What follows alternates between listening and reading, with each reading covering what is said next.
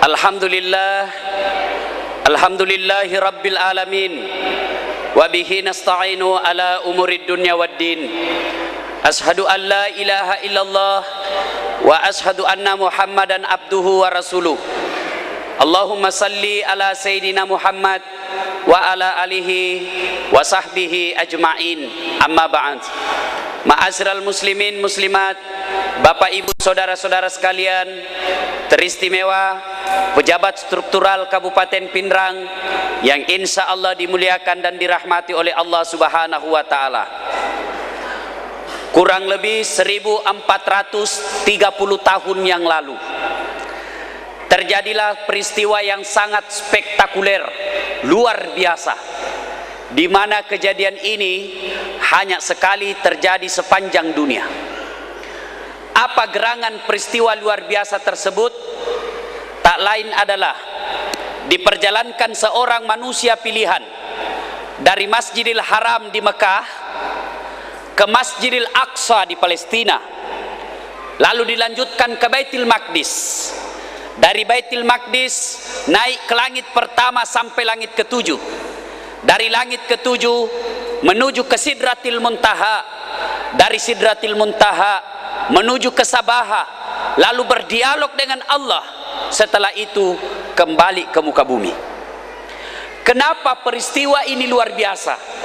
Magerona luar biasa ye kejadiannya.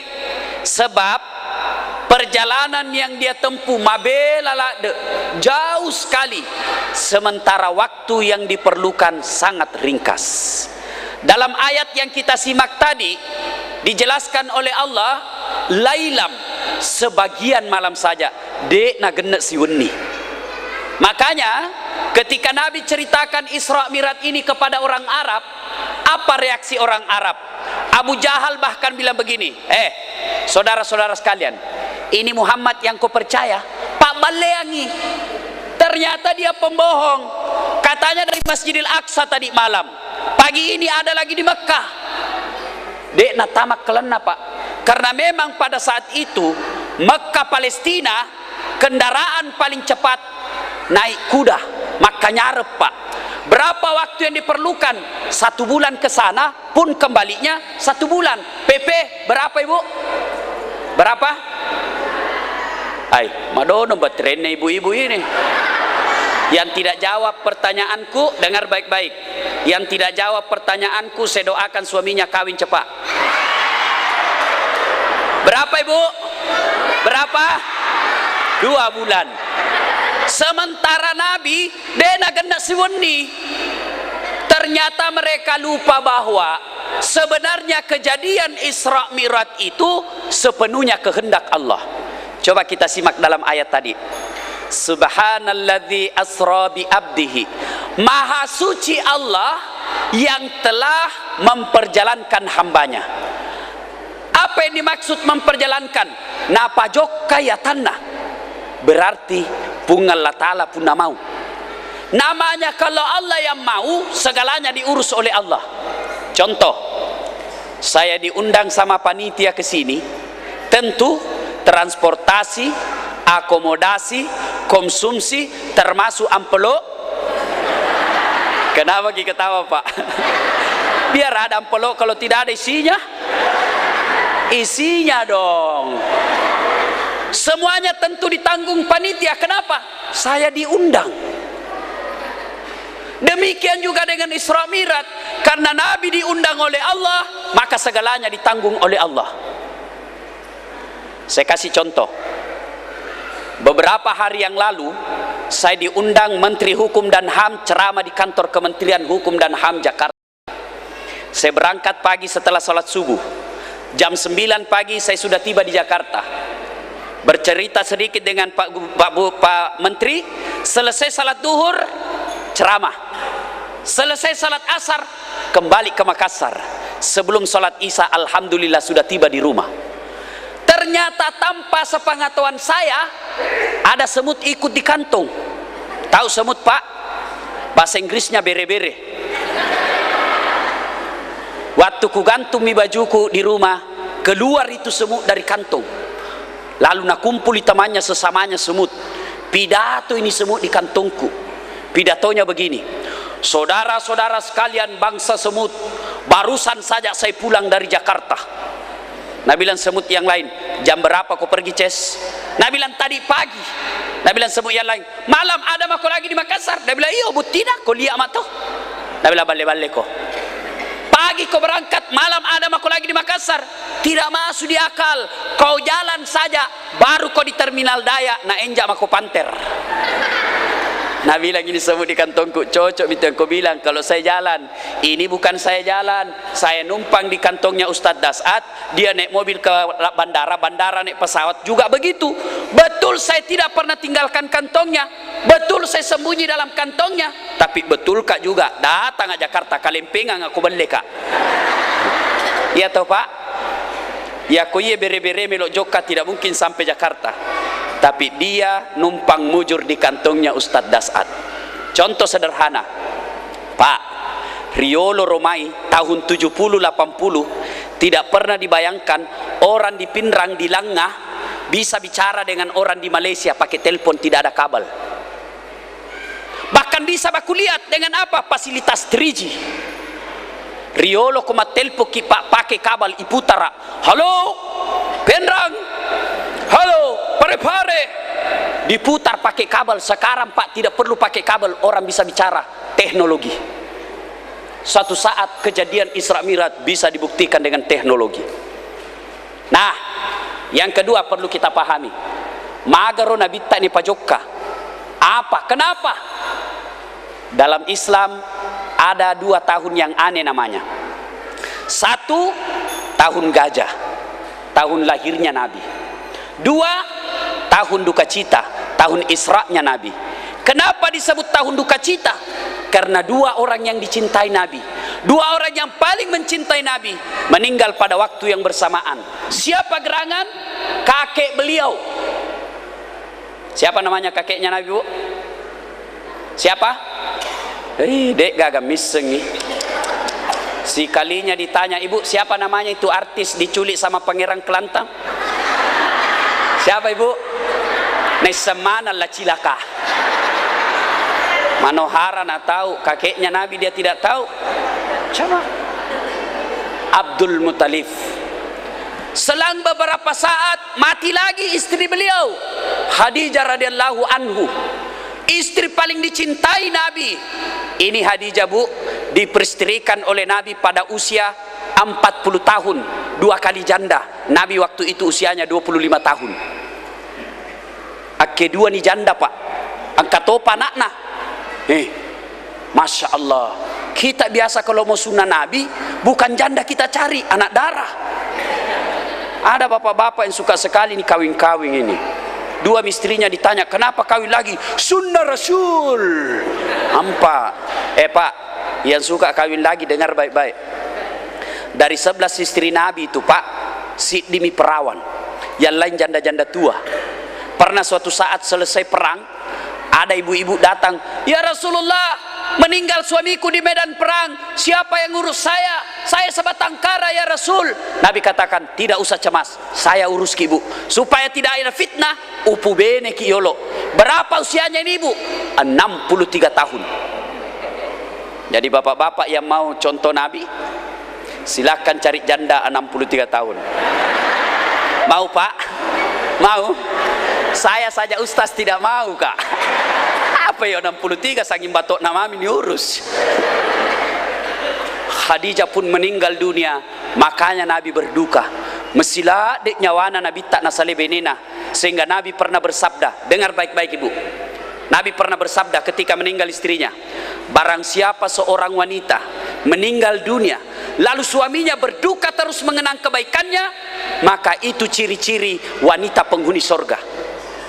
Jadi besok-besok kalau lebih dulu ki meninggal ibu, lebih dulu ki mati nalak kita, lalu suami tak berduka terus, Tuhan kenapa cepat sekali kau panggil istriku, meskipun dia gendut tapi ku sayang Tuhan, meskipun busuk mulutnya tapi ku suka Tuhan. Itu ciri-ciri ibu penghuni sorga. Tapi kalau sebaliknya, begitu ibu meninggal, suami masuk kamar teriak, merdeka.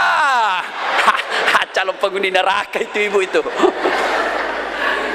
Nah, ketika Nabi berduka, wetuna mestinya wana datang SMS dari Allah kepada Jibril.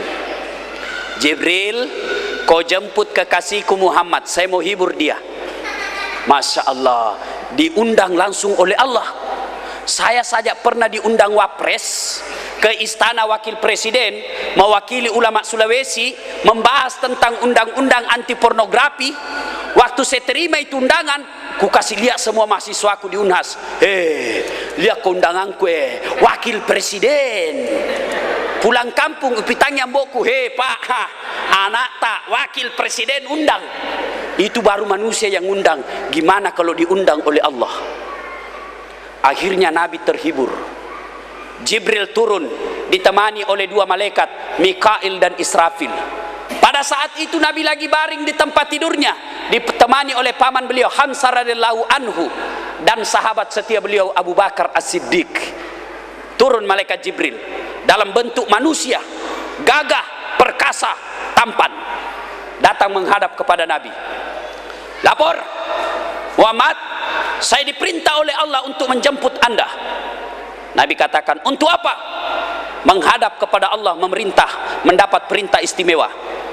Lalu Nabi katakan, siap melaksanakan tugas, lanjutkan. Bukan pilpres, bukan ya. Lalu Nabi dibawa ke tepian sumur Samsam. Ipaliu inabita, dioperasi dadanya, dibelah, lalu diambil hatinya, dicuci dengan air Samsam. Setelah dicuci, distempel, namanya stempel kenabian. Jangan lagi bayangkan stempelnya ketua panitia, tidak seperti stempelnya Pak Insinyur Suwardi, tidak seperti ini. Ini stempel kenabian namanya. Selesai distempel, tak, tidak ada bekas. Mapamula ni pajokkan nabita. Dari Masjidil Haram di Mekah ke Masjidil Aqsa di Palestina. Makutana si tomacai. Ustadz, kenapa sih mesti ke Palestina? Kenapa tidak dari Mekah saja langsung naik ke langit? Kan bisa dari Mekah ke langit. Kenapa mesti ke Palestina lagi? Malampe si Jokana. Dijawab oleh Allah dalam ayat berikutnya, linuriyahu min ayatina, untuk memperlihatkan sebagian dari tanda-tanda kebesaran kami. Meloi napitang nabita, Allah mau memperlihatkan kepada Nabi beberapa pelajaran buat kita. Pelajaran apa saja? Satu, Nabi melihat ada orang tua, diperiksa hajinya, bagus. Periksa salatnya, khusyuk. Periksa zakatnya, cukup. Sedekah, alhamdulillah, baik. Semua amalnya baik. Allah katakan, Jibril, pertama itu Pak Haji surga, kasih masuk dia surga. Jalanlah ini Pak Haji. Begitu tinggal beberapa langkah masuk dalam surga, tiba-tiba ada anak-anak berteriak dari dalam neraka, Tuhan, tunggu dulu, saya keberatan kalau itu Haji masuk neraka, masuk surga. Saya ini anaknya, kalau saya masuk neraka, kenapa dia masuk surga? Saya masuk neraka karena dia tidak didik saya dengan baik. Dia rajin sholat, tidak pernah saya diajar. Dia ngaji, tidak pernah saya diajar ngaji. Saya masuk neraka karena dia salah gunakan amanahmu. Bukankah saya tanggung jawabnya dia kepadamu? Ya Allah, saya keberatan kalau itu Haji masuk neraka, masuk surga. Akhirnya Allah katakan, Pak Haji tunggu dulu. Mau kemana Pak Haji buru-buru? Surga tanya ngi depan selesai surusamu. Tanya ko yolo. Siapa itu teriaki ko? Wih, anakku puang. Maka dia pun Allah Ta'ala, berarti kau salah gunakan amanah yang saya kasih. Sini kok, temani anakmu masuk neraka. Akhirnya masuk neraka gara-gara apa? Tidak mendidik anaknya dengan baik. Demi Allah, kenapa negara kita terpuruk seperti ini? Kenapa negara kita dipermalukan seperti ini? Kenapa negara kita susah maju seperti negara-negara yang lain? Salah satu penyebabnya orang tua gagal mendidik anaknya.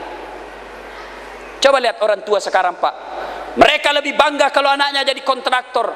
Mereka lebih bangga kalau anaknya jadi tentara yang sukses. Mereka lebih bangga kalau anaknya jadi pejabat. Jarang bangga kalau anaknya bisa jadi ustad. Apa Nabi bilang? Jangan kau bergaul sama itu ustaz. Apa jibar sanji jena tahu tidak bisa beli mobil. Bu, jangki begitu bu. Kalau ada orang mati di rumah tak, siapa? Kalau ada orang mati di rumah tak, siapa disuruh takziah? Siapa? Pak Camat.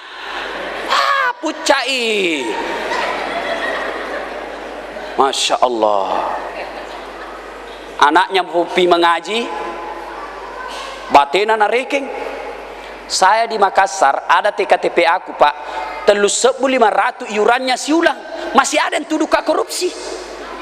Padahal saya ajar ngaji, saya ajar doa-doa pendek, saya ajar surah-surah pendek, saya ajar pidato, 3.500 masih marah-marah. Ada yang menunggak 4 bulan, begitu ditagi marah-marah. Masya Allah.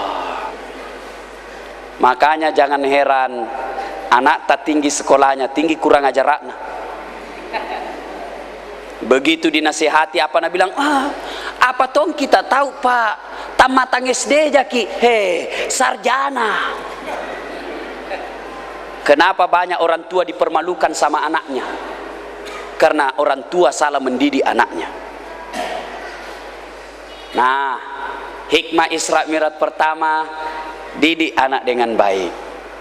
Ajar anak ke masjid. Mau masuk Ramadan, belikan pakaian sholat yang baru.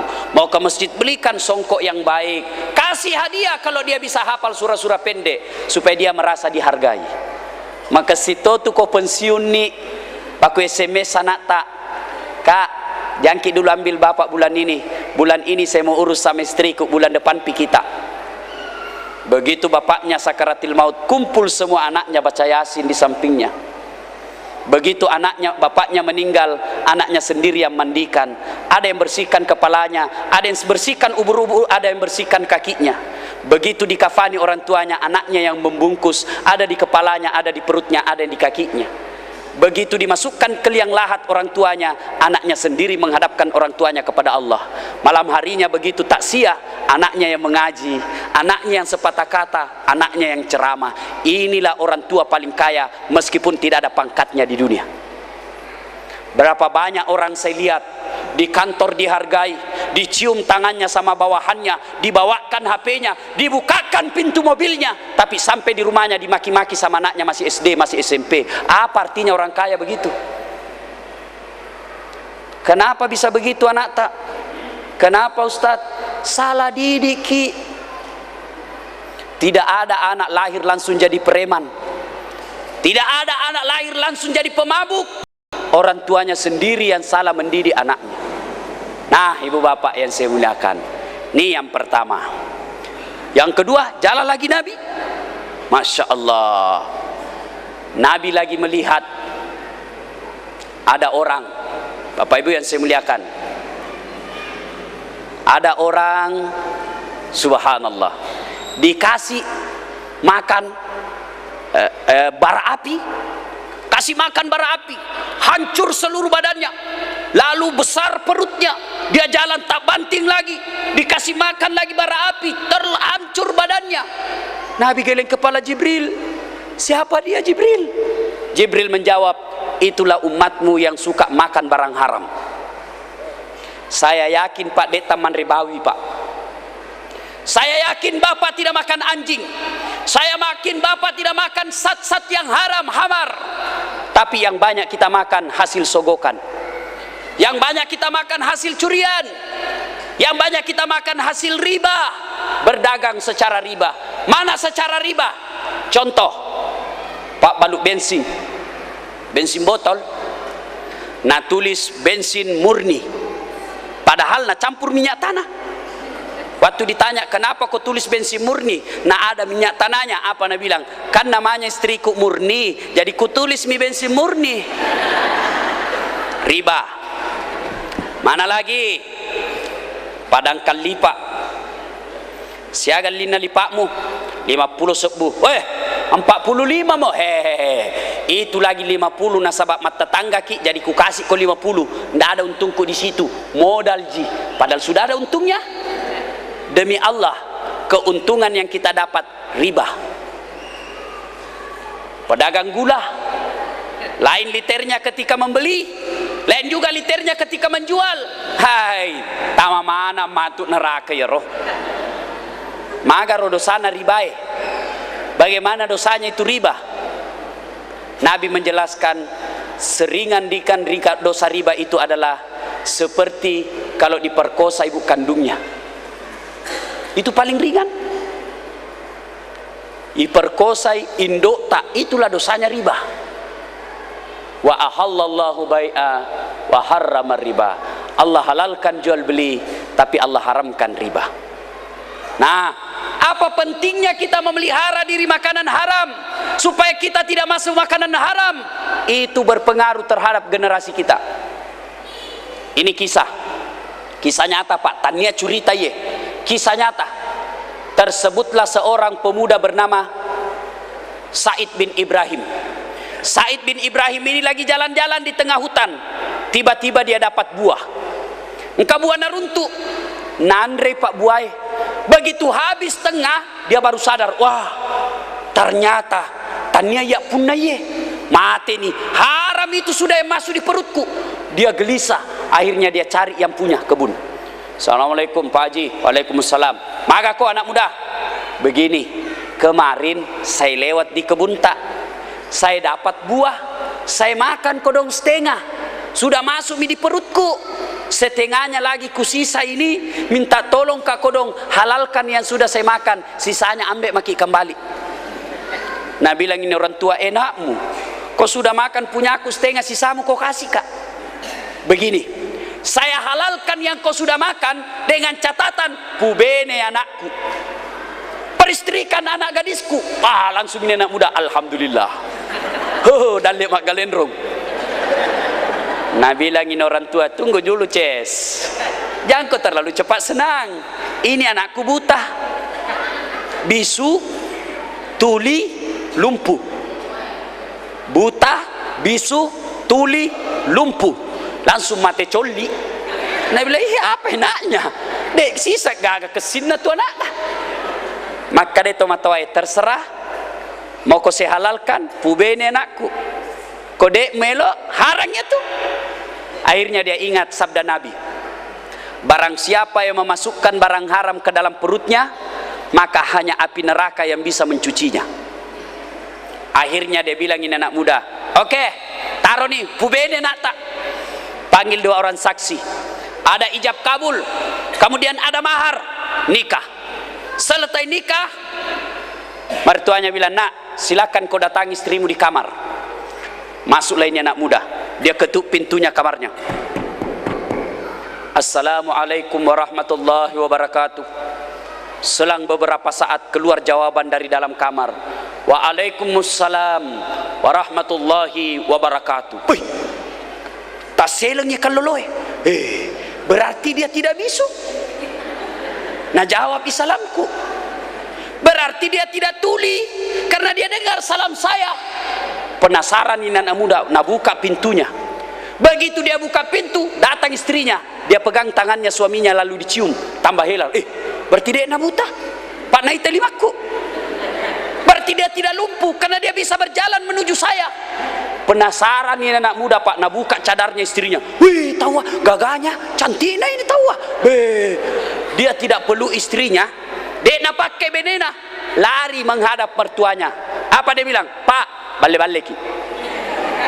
Kenapa bapak katakan anaknya buta? Padahal dia melihat.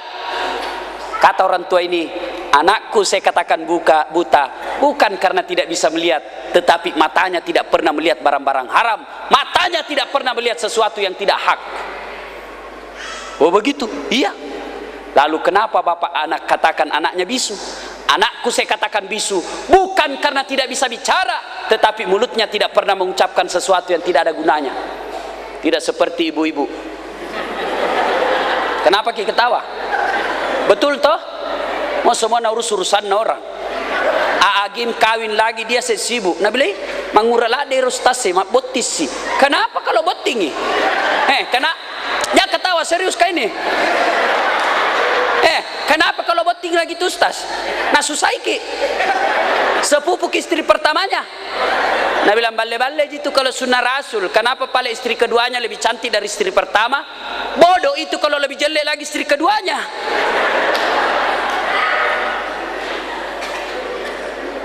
Lalu kenapa bapak katakan anaknya bisu? Itu anakku tidak pernah bicara yang tidak ada gunanya. Anu makasilemin ampe-ampe tuh. Oh begitu. Lalu kenapa bapak katakan anaknya lumpuh? Anakku saya katakan lumpuh bukan karena tidak bisa jalan, bukan karena tidak bisa melangkah, tapi kakinya tidak pernah melangkah ke tempat maksiat.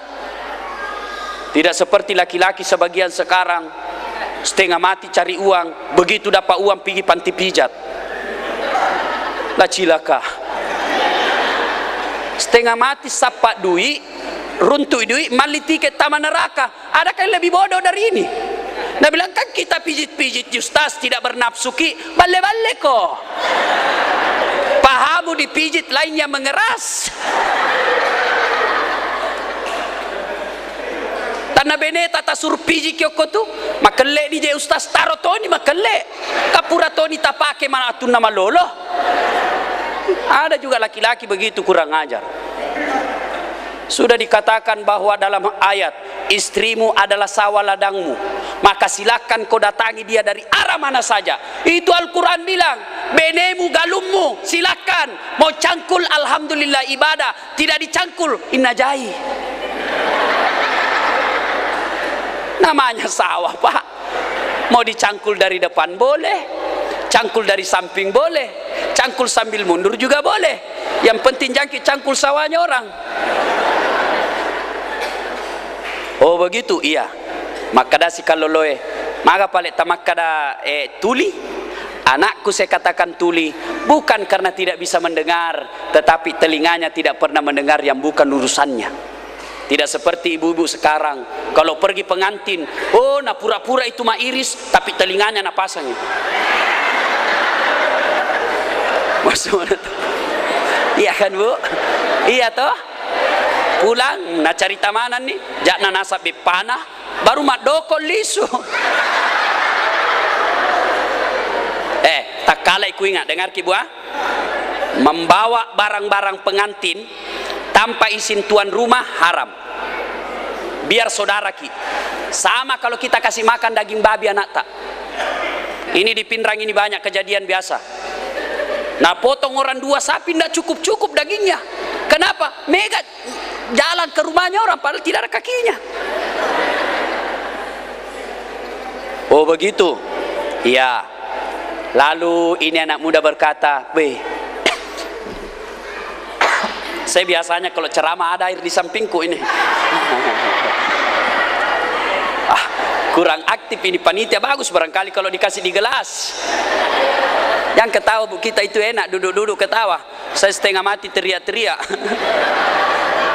Lalu, ya, di sini saja pak. Ya, sini saja, nggak apa-apa. Lalu maka dia ni kan loloe, maka sila ada tu paling si pak nanak tanah bilang, oh iyo, banyak sekali milamar ini anakku, cuma tidak ada sesuai standar. Makanya ku tunggu-tunggu. Lalu kenapa bapak pilih saya, kata anak muda? Orang tuanya berkata, pasti dalam darah dagingmu alemu dek gaga anu harang ilala landru alemu. Anu mabual lagi mitau komandre, apalagi yang lebih dari itu. Pasti dalam darah dagingmu tidak ada barang haram. Ya sudah anak muda, tidak usah banyak cerita, masuklah ke kamarmu. Masuklah kamarnya ini anak muda. Apa dan bagaimana selanjutnya yang terjadi, silakan bapak ibu bayangkan. Sambil bayangkan, Ustaz minum dulu.